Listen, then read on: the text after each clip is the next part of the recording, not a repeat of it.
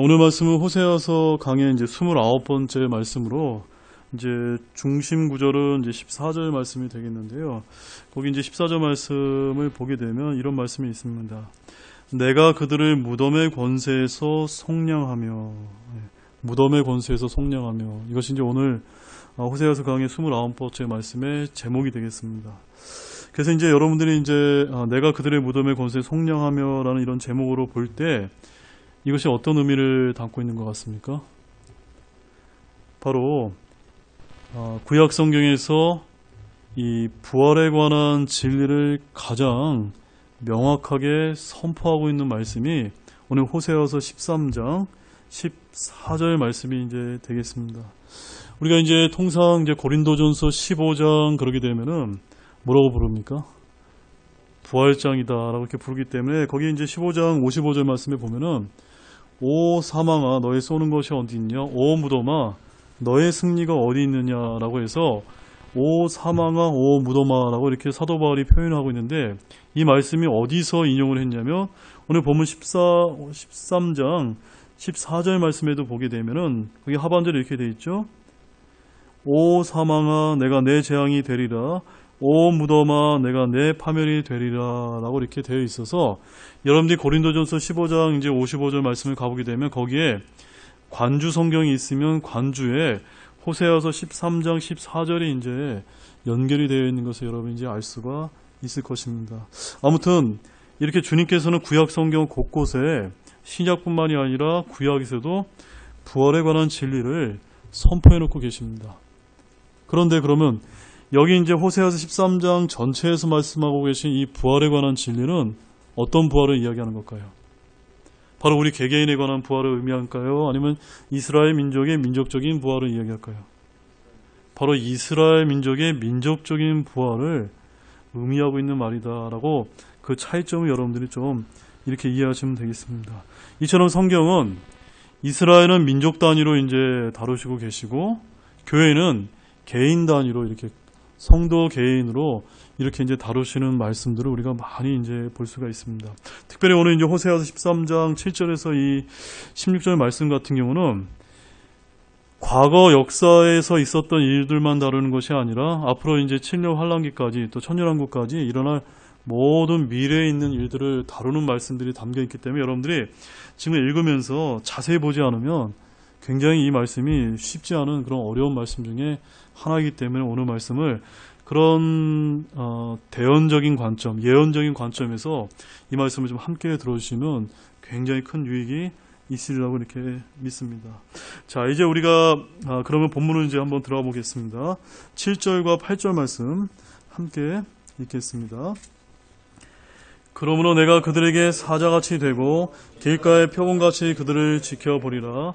내가 새끼 잃은 곰같이 그들을 만나서 그들의 심장 거풀을 찢고 거기서 사자같이 그들을 삼키리니 들짐승이 그들을 찢으리라. 자, 여기 잘 보세요. 여기서 내는 누굽니까? 하나님이세요. 하나님께서 그들에게, 이게 누구죠? 바로 이스라엘 민족에게 사자같이 되고 길가의 표범같이 되고 새끼 잃은 곰같이 된다. 뭡니까 여러분? 하나님께서는요, 바로 주님은 이스라엘의 목자시거든요. 근데 이 말씀은요, 범죄한 이스라엘에게 사자 같고 길가의 표범과 같고 새끼 잃은 곰같이 너희들을 대우해 주시겠다. 여러분, 새끼 잃은 곰이 어떨까요? 굉장히 사납지 않습니까? 한마디로 초원의 양들을 먹이고 지키는 목자가 아니라 졸지에 그들을 삼키고 찢어버리는 야수로 내가 너희들을 대우해 주겠다. 이렇게 좀 굉장히 아주 무서운 말씀하고 계십니다. 근데 왜 이런 말씀하고 계시냐면요. 6절과 이제 1절과 6절 말씀 보십시오. 지난주에 한번 다뤘던 말씀인데 이 13장 전체가 이제 이스라엘에 대한 엄중한 심판에 관한 메시지를 담고 있는데 왜 하나님께서 이렇게 하셨냐면요. 먼저 6절 말씀을 보게 되면 그들이 자기들의 초장이 내는 대로 배가 불렀고 배가 부르매 그들의 마음이 높아져서 그런 까닭에 그들이 나를 잊었느니라. 무슨 말씀입니까? 하나님께서 그 이집트 땅에서 홍해바다를 건너서 그 젖과 꿀이 흐르는 가나안 땅으로 이렇게 쫙 너희들을 데리고 왔는데 너희들이 그곳에서 배가 불러서 교만해서 하나님을 잊었다는 겁니다. 또한 1절 말씀을 보게 되면 그들이 이렇게 하나님만 잊은 것이 아니라 뭘 했습니까? 바알을 섬기는 그런 우상죄를 이제 저지르게 됐다라고 이렇게 말씀하고 계십니다. 그래서 하나님께서는 참지 못해서 드디어 때가 되어서 하나님께서 오늘 7절과 8절 말씀에서 내가 너희들의 목자인데 이제는 너희들을 지키는 목자가 아니라 너희들을 이제는 길가의 표범과 같이 또한 사자같이 새끼른 곰같이 너희를 대우해 주겠다라고 이렇게 말씀을 해주고 계십니다. 자, 그런데 여러분 9절 말씀 같이 읽겠습니다. 함께 읽겠습니다.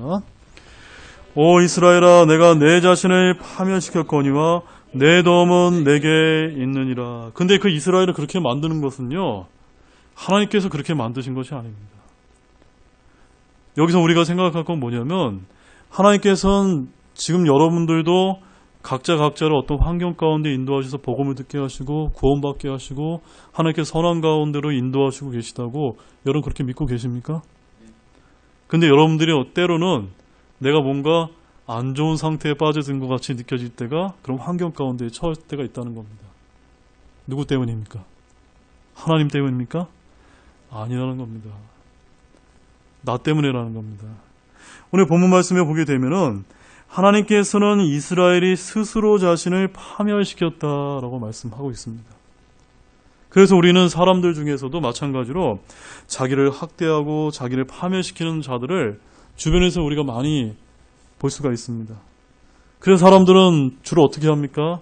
다른 사람을 탓하고 또 이러이러한 경제적인 문제, 사회적인 문제, 또 우리 부모님 때문에, 또 우리 조상 때문에, 내 자녀 때문에 이런 여러 가지인데 탓을 하면서 모든 근원을 내 자신에서 찾는 것이나 다 남 탓을 하는 것이 우리 죄악된 인간의 본성이라는 사실입니다. 그래서 나의 죄는 내 안에 있지 남에게 있지 않다는 것을 꼭 잊지 마시기 바랍니다. 문제가 어디 있냐면은 자기 자신 속에 있는데 우리 대부분의 사람들은 그 자기 자신의 모습은 전혀 보지 않으려 한다는 말씀입니다. 그래서 주님께서는 오늘 동일하게 이스라엘에게도 뭐라고 말씀하시면 내가 내 자신을 파멸시켰거니와 이렇게 말씀하고 있는 것입니다. 이 말씀대로 우리 성도들 여러분 역시도 그러한 경우가 얼마나 많이 있습니까? 우리 속에 있는 악한 생각, 살인, 간음, 음행, 도둑질, 거짓 증언, 신성모독 이런 것들이 우리 자신을 더럽게 만들고 그러한 것들이 우리를 어렵게 만든다는 것을 마태복음 15장 19절과 20절에서 이렇게 말씀을 하고 있습니다. 이럴 때 하나님께서 해답을 주고 계십니다. 뭐라고 말씀하시나요? 내 도움은 내게 있느니라. 너의 도움은 하나님께 있느니라 라고 이렇게 말씀을 하고 계십니다. 자, 이 말씀을 왜 하셨냐면요. 호세아서 말씀을 보게 되면 이제 이 이스라엘이 어려움에 빠져서 그 도움을 구하러 어디로 갑니까? 이제 이집트에 가는 것을 우리가 볼 수가 있거든요. 결국 이 도움을 구하러 다니는 이스라엘에게는 주님은 그들의 도움이 어디서 오는지 누가 도움을 주는지 여기서 지금 분명히 주님께서 말씀을 해주고 계십니다. 이 구절은 도움을 필요하는 모든 성도들이 암송해야 될 또한 귀중한 그런 구절이기도 하는데요. 이스라엘은 주님께 도움을 구하는 대신에 이집트의 원조를 이제 청한 바 있습니다. 그래서 저는 여러분에게 묻습니다. 여러분 어려움에 빠지게 되면 누구에게 도움을 구하신가요? 위기가 닥치면 여러분의 가족이나 친구나 친척들이나 아는 사람이나 아니면 여러분들이 좋아하는 그런 정부에 여러분들이 도움을 구할 수가 있습니다. 그러나 그러한 것들은 결코 근원적인 그런 도움을 여러분에게 줄 수 없다는 것을 믿으시기 바랍니다. 아무도 내게 도움이 되지 못하고 어디서도 도움을 찾지 못할 때 오직 주님께서만이 여러분에게 도움이 되어 주시겠다. 내 도움은 내게 있느니라 라고 하신 이 말씀을 잊지 마시기 바랍니다. 시편 우리 121편 1절에서 2절 말씀, 시편 115편 시편 115편 9절에서 11절 말씀 우리 함께 그럼 찾아서 읽겠습니다. 다 찾으셨습니까? 시편 115편 9절 10절 같이 읽겠습니다. 오 이스라엘아 너는 주를 신뢰하라. 그분은 그들의 도움이시요 그들의 방패시로다. 오 아론의 집아 주를 신뢰하라. 그분은 그들의 도움이시요 그들의 방패시로다. 주를 두려워하는 자들아 너희는 주를 신뢰하라. 그분은 그들의 도움이시요 그들의 방패시로다. 자, 이 시편 말씀은 언제 기록이 된 겁니까? 이제 다윗 왕 때 이제 대부분이 이제 기록이 되었지 않습니까? 바로 다윗 왕 때, 또 솔로몬 왕의 전방기 때 이스라엘의 영적인 상태는 굉장히 좋았거든요. 그래서 이런 그들에게 주어진 이런 시편의 말씀들을 잘 그들이 가슴에 새기고 이 말씀대로만 그들이 주야로 묵상하면서 살았다면 과연 이스라엘 민족이 어떻게 되었을까요? 하나님의 축복을 많이 받지 않았겠습니까? 그들은 주님께서 그들의 도움이시고 방패이시고 또한 그들의 도움이시다는 것, 그것을 항상 가슴에 새겼어야 되는데 그것을 잊어버린 겁니다. 왜 잊어버렸죠? 배불렀기 때문에, 교만해서.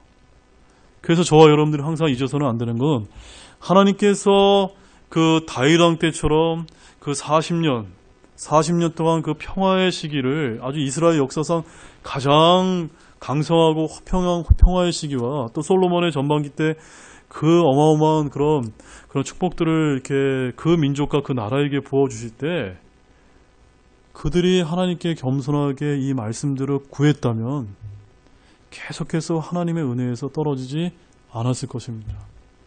그런데 우리 죄악된 인간의 본성은 늘 배부르고 그 다음에 그렇게 되면은 하나님을 잊어버린다는 그런 망각의 동물이라는 겁니다. 그래서 우리는 이 성경 말씀을 늘 우리가 가까이 하면서 하나님을 잊지 않도록 노력해야 된다.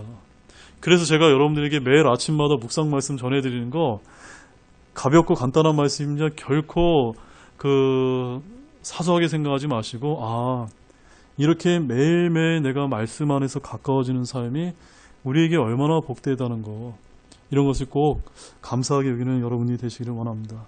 또 우리 시편 121편 1절에서 2절 말씀도 한번 보십시오. 시편 121편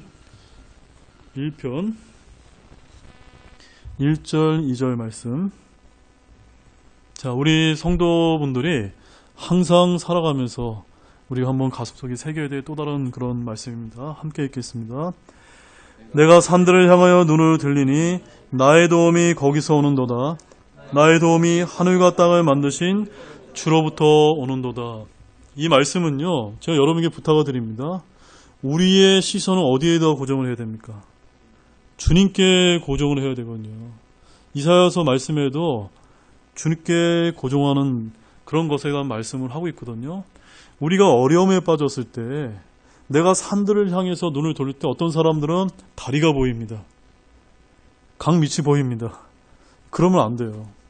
특별히 우리 성도들은 우리의 도움이 산을 통해서 온 우주 만물을 창조하신 하나님께로부터 내가 아주 특히 어려움에 빠졌을 때 내게 도와주시는 그분이 계시다는 것을 꼭 잊지 마시면서 시편 46편 1절 말씀에도 이런 말씀이 있는데, 하나님은 우리의 피난처시오 힘이시니 참으로 고난 중에 즉시 만날 도움이시니라. 한번 따라 보시겠습니까? 참으로 고난 중에 즉시 만날 도움이시라. 네, 이것만 잊지 않으면 됩니다. 저는 여러 번 경험했거든요. 제가 배를 못 때 포가 안 나갈 때 아주 그냥 이 크라이스막스 같이 이렇게 굉장히 어려움에 빠졌을 때 그때 정말 하나님께 매달리시 기도하니까 즉시 도움 주시더라고요. 그런 여러분의 그런 경험들을 왜 하나님께 주시는지 압니까? 그러한 경험을 통해서 하나님께 더욱더 의지하는 법을 배울 수 있다는 겁니다. 하나님께 괜히 어려움에 빠지게 하신 것이 아니라 어려움에 빠져야 내가 어떻게 합니까? 기도하거든요. 그래서 그 기도했을 때 하나님께서 도움을 주셨을 때 하나님께서 살아계시는구나. 그래서 그런 삶이 나날이 이렇게 생기게 된다는 겁니다. 그래서 우리에게 삶 가운데 고난이 닥쳐온다 할지라도 여러분 결코 좌절하지 마시기 바랍니다. 그것은 하나님께서 여러분들의 삶을 더욱더 주님께로 가까이 하게 하기 위한 그런 도우심이라는 것, 그것을 잊지 마시기 바랍니다. 본문 10절 말씀 읽겠습니다. 내가 내 왕이 되리라. 내 모든 도시에서 너를 구원할 다른 자가 어디 있느냐. 또 전에 내가 이르기를 내게 왕과 통치자들을 주소서 하더니 그 재판관들이 어디 있느냐. 자, 이 말씀을 보면 무엇이 떠오르십니까? 우리 이스라엘 민족이 내게 왕과 통치자들을 주소서. 언제 이런 요청을 했습니까? 예, 바로 이스라엘의 재판관이었던 사무엘에게 그 이스라엘 백성들이 왕을 달라고 이렇게 이제 청하지 않았습니까? 원래 신정 통치였던 재판관들의 시대를 끝내고 왕정 시대로 정치 체계를 완전히 이제 변화시키는 아주 격변의 시기가 있었는데, 바로 이 사울 왕이 그 이스라엘이 원해서 선택한 왕이었습니다. 하나님이 선택한 왕이 아니었습니다. 이스라엘 백성이 하도 원하니까 하나님께서 그냥 허가해 줬을 뿐입니다. 그래서 그 후로 이제 어떻게 되었습니까? 다윗이라는 아주 훌륭한 왕을 또 주셨고, 또한 솔로몬을 통해서 통일 왕국이 유지되었지만, 결국은 그 이스라엘이 하나님의 말씀을 잊어버리고 교만하고 배가 부르고 우상을 섬기면서 바로 왕국이 남북으로 이제 완전히 분열되게 되었고, 이제 이스라엘이 멸망하던 그 주 예수님이 다시 오실 때까지 그들은 다시 진정한 왕을 볼 수 없게 되는 그런 안타까운 그런 상황을 맞이하게 되었다는 사실입니다. 자, 여기서 우리가 한 가지 중요한 걸 잊어서는 안 건데, 이 말씀에서 이 이스라엘의 역사 가운데서 우리가 그 대연적인 의미를 좀 잊어서는 안 되겠습니다. 원래 이 이스라엘 백성들이 왕과 통치자를 주소서라고 해서 그 약속이 언제 이루어졌습니까? 처음에. 진정한 왕이신 예수 그리스도를 초림 때 보내주셨습니다. 근데 유대민족이 어떻게 했죠? 그 진짜 왕은 거절하고 그분이 십자가에 못 박아 죽여버렸다는 겁니다. 그런데 아이러니하게도 7년 환란기 때 이스라엘 이제 민족이 어떻게 됩니까? 스가랴서 11장 17절 말씀에 보면 우상 목자로 이제 표현이 되는 그 사탄 마귀이자 적그리스도가 바로 유대인들을 향해 내가 내 왕이 되리라 하고 이제 하나님의 성전에서 앉아서 내가 하나님이다라고 이제 선언하게 될 때 그 이스라엘 백성들은 적그리스도를 하나님으로 이제 받아들인다는 겁니다. 참으로 아이러니하지 한 일이 아닐 수가 없습니다. 그래서 결국 하나님께서는 결국 그 적그리스도를 폐하시고 진짜 왕을 지상재림을 통해서 이제 천년왕국 통치를 이끌어 나온 것이 성경 전체의 이제 그런 예언의 말씀이 되겠습니다. 그리고 그 재판관들이 어디 있느냐라는 이 말씀은요, 천년왕국 때 이스라엘 12지파를 다스릴 재판관들인 사도들을 볼 때까지 다시는 볼 수 없다는 것을 지금 말씀을 하고 있습니다. 그래서 이제 마태복음 19장 28절 제가 읽어드릴게요. 예수님께서 그들에게 이르시되 진실로 내가 너희에게 이르노니 다시 나게 하는 때 곧 사람의 아들이 자기의 영광의 왕좌에 앉을 때 나를 따른 너희도 12왕좌에 앉아 이스라엘의 12지파를 재판하리라 라고 말씀합니다. 바로 이 12사도는 천년왕국에서 왕좌에 앉아 이스라엘 12지파를 재판하는 사사들이 된다는 그런 말씀입니다. 자, 본문 11절 말씀 읽겠습니다. 내가 친히 분노하여 내게 왕을 주고 친히 진노하여 그를 패하였도다. 이 말은요, 이 구절은요, 역사적으로는 누구에게 적용됩니까? 사울왕 때 적용되고요. 그 다음에 예언적으로는요, 적그리스도에게 적용되는 그런 말씀이라는 그 두 가지 시각을 여러분 잊어서는 안 되겠습니다. 그래서 이 구절은 사울왕의 등극과 죽음으로 성취되었지만 예언적으로는 적그리스도를 그들 위에 두시고 친히 그를 패하시는 그런 말씀으로 우리가 이제 볼 필요도 있다는 사실입니다. 자, 본문 12절 말씀입니다. 같이 읽겠습니다. 내가 에브라임의 불법을 묶었은즉 그의 죄가 숨겨졌느니라. 자, 이 말씀은 범죄한 이스라엘의 구원과 구속을 다루는 말씀인데, 자, 우리 욥기서 14장 17절 말씀 한번 보겠습니다. 욥기서 14장 17절 말씀 보십시오.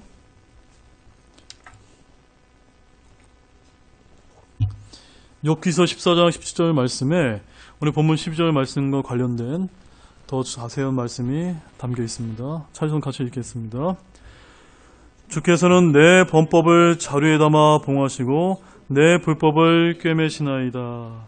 바로 이 욥기서의 말씀 그대로 오늘 본문 12절 말씀이 그대로 이제 일치하고 있으면서 이루어졌다는 그 말씀을 여러분들 비교해서 이렇게 또 보시기를 바랍니다. 자, 그 다음 본문 13절 말씀 보시겠습니다. 있습니다. 해산하는 여인의 고통이 그에게 임하리니 그는 지혜가 없는 아들이니라. 그는 아들을 쏟아내는 곳에 오랫동안 머무르지 말아야 하느니라. 자, 제가 여러분에게 이제 질문을 드리겠습니다. 우리 여성분들, 우리 자매님들은 잘 아시겠지만 해산하는 여인의 고통은 성경에서 어떨 때 많이 쓰일까요?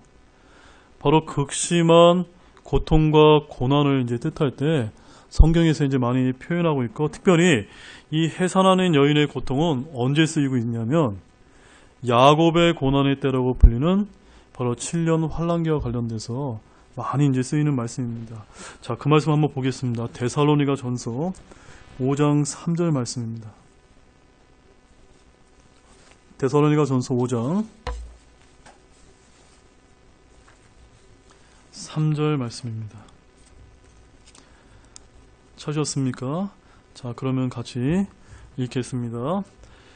그들이 평안하다 안전하다 하고 말할 그때에 아이벤 여자에게 해산의 고통이 임하는 것 같이 갑작스러운 파멸이 그들에게 임하나니 그들이 피하지 못하리라. 자, 데살로니가서 전서의 말씀은 어느 때의 상황인지 여러분 잘 아시죠?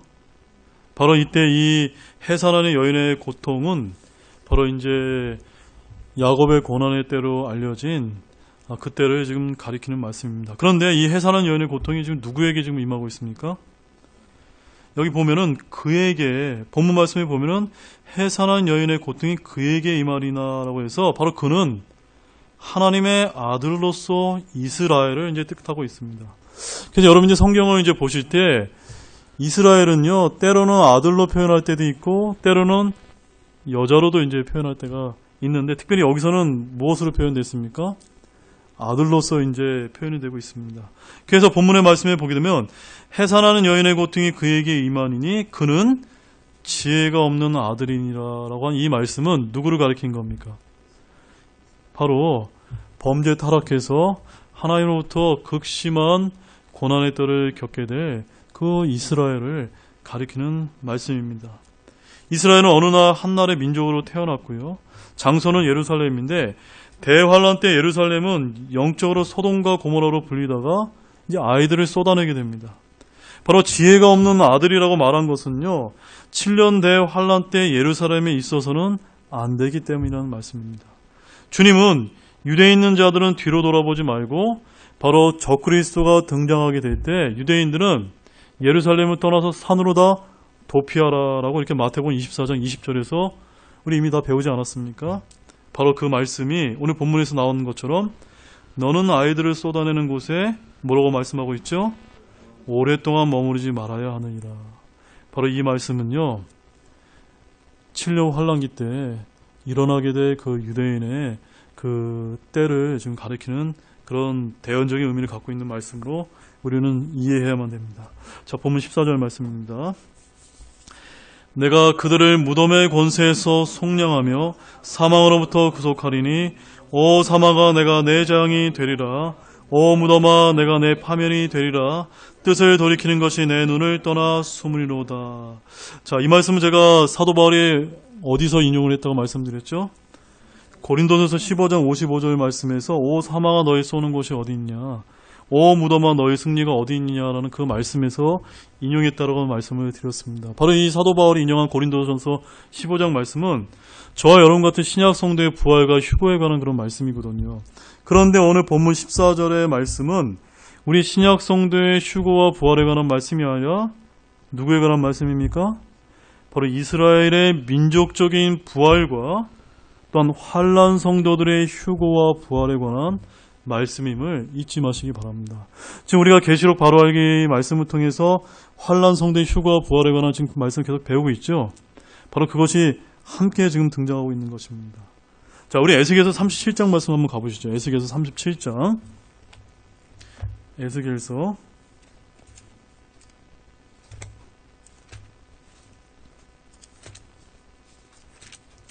에스겔서 37장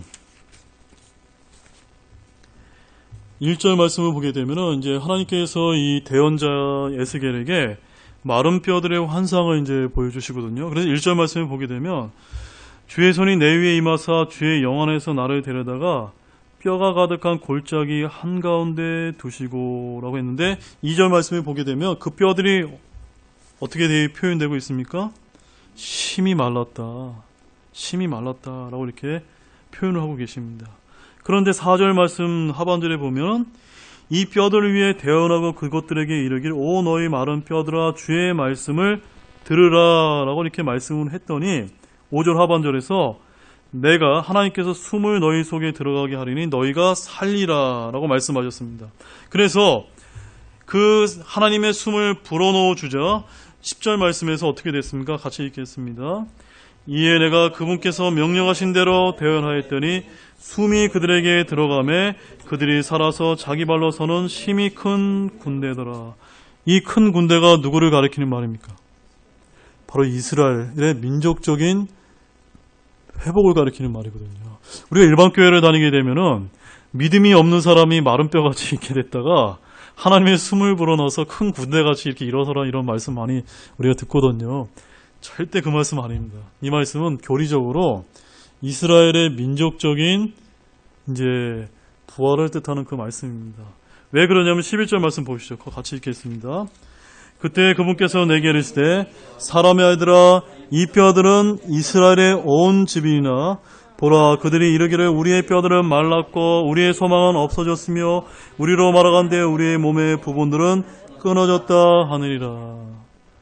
바로 다윗 왕과 솔로몬 왕 시대를 거쳐서 남북 왕국으로 완전히 분열되고 북왕국 이스라엘이 아실에게 멸망하고 남왕국 유다가 바빌론에게 멸망한 다음에 그 다음에 또 예수님 시대에 와서 예수님을 또 거부하고 AD 70년경에 로마에 의해서 함락이 돼서 무려 2000년 동안 이 이스라엘이 나라 없이 흩어져 살았습니다.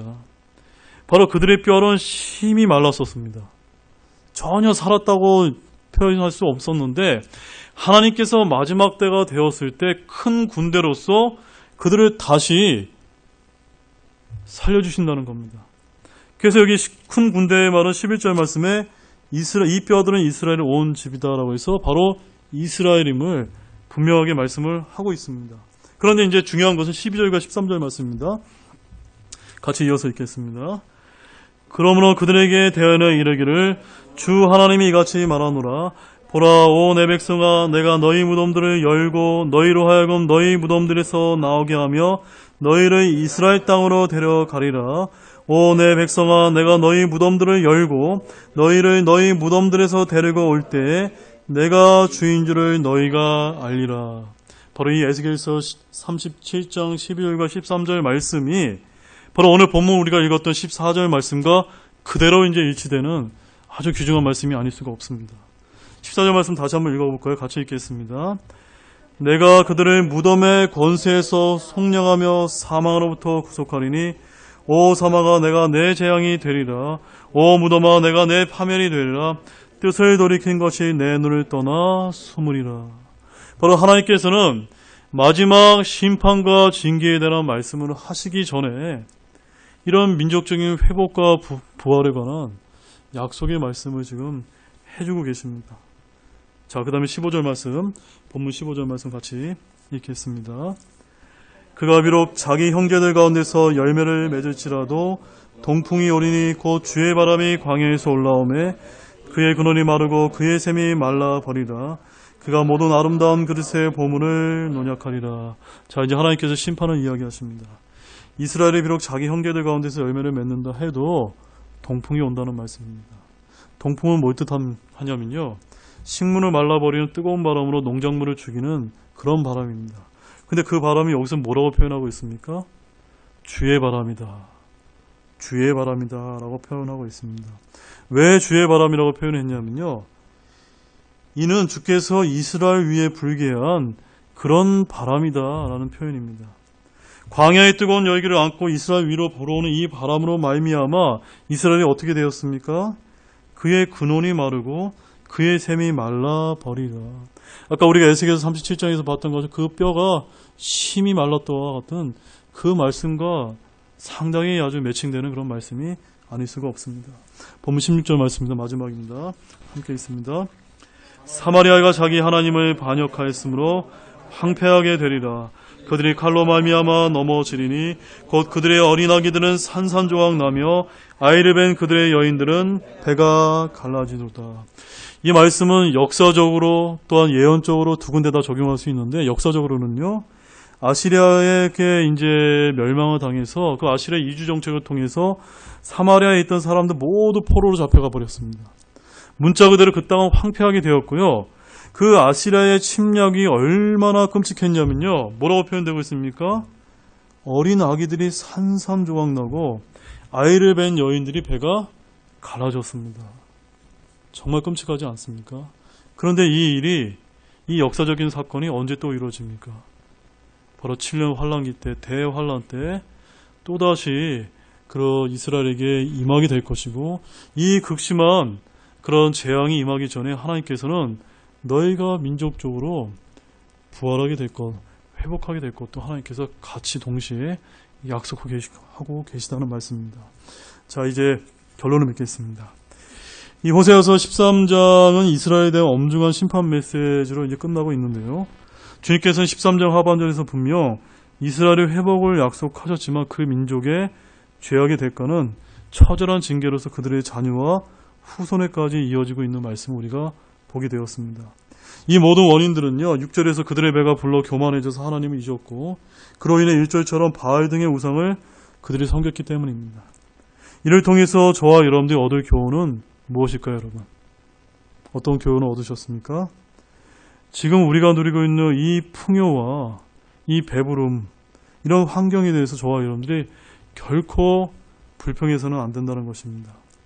늘 하나님께 겸손한 마음으로 감사하며 섬기는 그런 성도 여러분들이 되시기 바랍니다. 또한 모든 도움과 안전이 주께로부터 온다는 것을 여러분들이 믿으시면서 오직 주님만을 두려워하시기 바랍니다. 그렇지 못하게 되면은 저와 여러분은 물론 우리 자녀들까지도 하나님의 감사를 잊어버리게 되는 그런 끔찍한 결과를 맞을 수밖에 없다는 거 우리가 잊지 마시면서 저희들의 믿음이 하나님께 온전하게 되어야 우리 자녀의 자녀까지 하나님의 은혜가 임할 수 있다는 거 믿으시면서 오늘 말씀을 좀 마치도록 하겠습니다. 기도하시겠습니다. 하나님 아버지 참 감사합니다. 오늘도 귀한 말씀을 주님께서 주셔서 참으로 그 이스라엘의 민족적인 부활과 회복에 관한 귀한 말씀을 저희들이 보았습니다. 참 하나님께서 놀라우신 분입니다. 그들의 그런 타락과 범죄를 아셨기 때문에 그들에게 심판의 메시지를 던져주시면서 또한 그들이 회복할 수 있는 그 길도 약속해 주시는 그런 주님임을 우리가 보았습니다.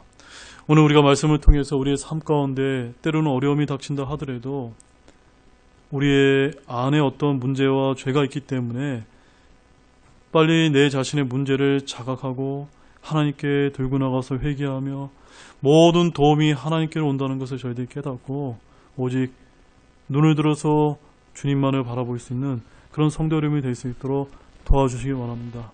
그래야 우리가 주님만을 붙들고 살아가게 될 때 우리의 자녀들 역시도 부모님들의 그런 믿음을 배워서 자녀들의 자녀들까지 우리 부모님처럼 하나님을 경외할 수 있는 그런 자녀들이 될 수 있다고 하는 그런 우리가 이 믿음의 교훈을 오늘 배웠는데 그런 삶을 잘 살 수 있도록 도와주시기 바랍니다. 감사를 드리며 이 모든 말씀을 예수님의 이름으로 간절히 기도를 드렸습니다. 아멘.